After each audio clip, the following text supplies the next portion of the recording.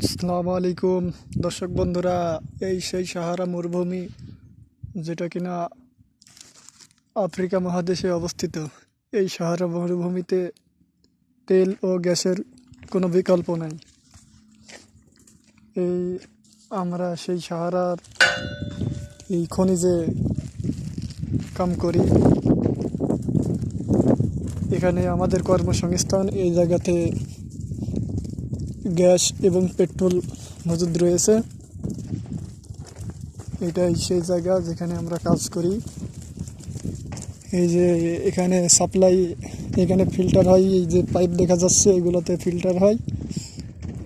এই যে বোরিং দেখা যাচ্ছে, বোরিং করা লাল পাইপ, এটা মূলত বোরিং। এই বোরিং থেকে গ্যাস এবং তেল উত্তোলন করা হয়। এখনও উদ্বোধন হয় নাই, তবে উদ্বোধন হবে আর কি।